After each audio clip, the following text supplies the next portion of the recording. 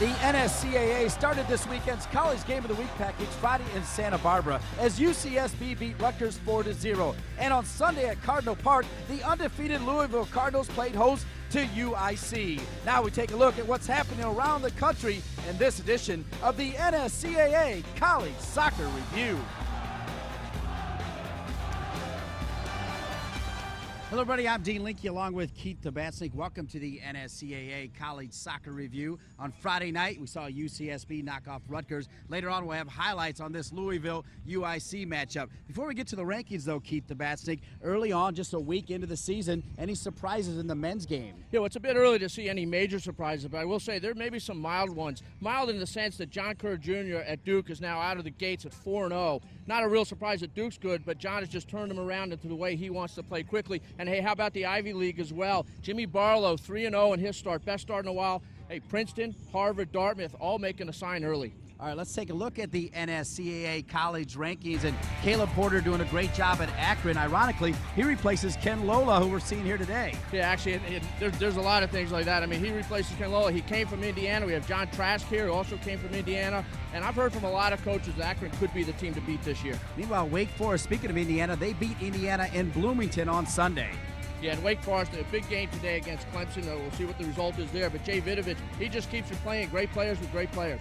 Finally, UCSB, you saw them on Friday, Keith. They annihilated Rutgers. Yeah, I tell you what, they did 4 goals by 4 different players, and they have more guns there who can score as well. Very potent attacking team. All right, let's roll to the second 10 here as we break it down. And right there at number 12, Indiana, they finally got a couple good results. Yeah, they beat New Mexico 3-2, and they beat Seattle 2-0. You know, I mean, they're a good team right the way through. They've had a tough schedule as well. That's going to really pay off for them down the road. And UCLA, Jorge Salcedo, a big win over Maryland. Yeah, he beat Maryland, and then 2 days later lost to Georgetown at Georgetown 2-0, came back with a 4-0 win over UC Davis. Big surprise to see NC State back in there. George Tarantini, they lost to UNC in a tight one. Yeah, and I tell you, it's been a while for NC State to be in there, and I guess the test now is whether they can stay in there for the whole season. And the final 5 here on the rankings, you see Ray Reid's Connecticut team, a couple draws this week. Yeah, and I think that's the big challenge. It's 0-0 and 0-0, the score lines. They're going to need to find a way to score goals to stay in the top 25. All right, let's take a look at who is scoring goals, the NSCAA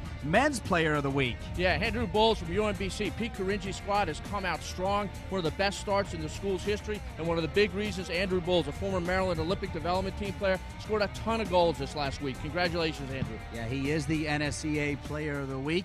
Now, let's go to the women's game right now. We asked about surprises on the men's side. How about on the women's side? Well, it's not a surprise that North Carolina is doing so well, but I think a lot of people think it's a surprise at just how dominant they have been. So, I mean, really, the question is, we're going to be asking all year, can anyone beat North Carolina? And if anyone come, it just may come from the West Coast with Portland and Stanford. All right, well, we'll see all 3 of those teams as we take a look now at the NSCAA college rankings. And there you see North Carolina, and right there with them is indeed Portland and Stanford.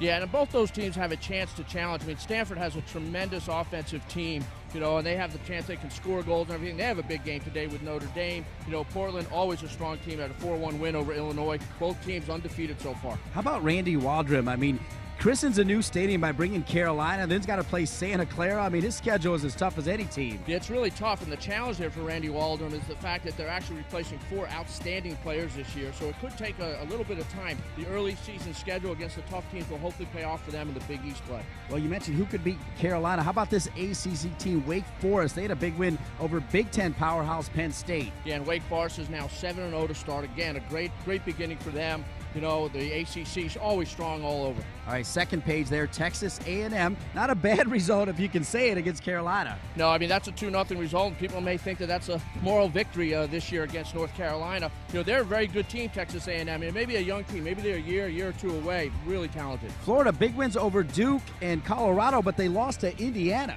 Yeah, and I tell you what, it is consistency that you need. You know, having said that, you know, some teams are going to, you're going to have losses here and there, and how can you rebound from the losses? They're going to be a good team. They have to rebound. South Carolina, they routed Clemson. Let's take a look at the final 5 here, and Minnesota and Penn State. It's really kind of ironic, and also to see Indiana in the top 25 on the women's program. Yeah, I have to tell you, Indiana also had a great start. They're 6-1-0 right now to start off. Just had their first loss of the season, but I think they're trying to make a name for themselves on the women's side. All right, let's take a look at the NSCAA Women's Player of the Week, Keith Tabatsnik, as We roll it down here. It was indeed the player from Florida State, Jessica Price, 2 goals and 2 assists, as they were also able to knock off Penn State Nittany Lions. A good performance. Mark Krikorian doing a good job at Florida State. Yeah, and Florida State also with a good start, you know, unbeaten to begin with. And I think a lot of people think that they also have a team that has a chance to challenge, although also young.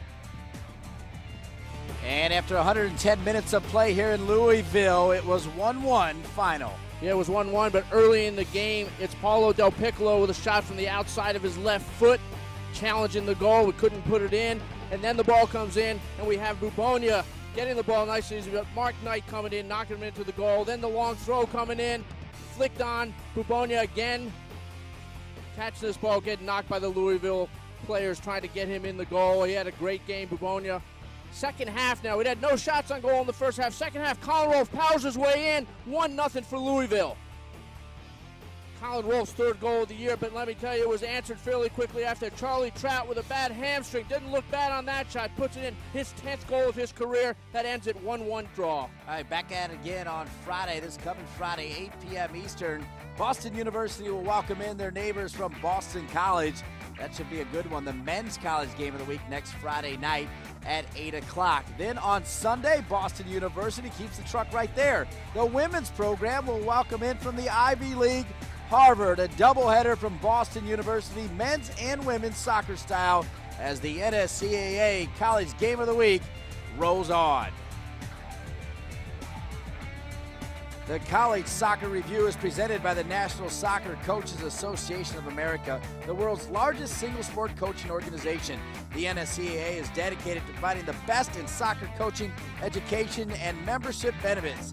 Visit nscaa.com for more information.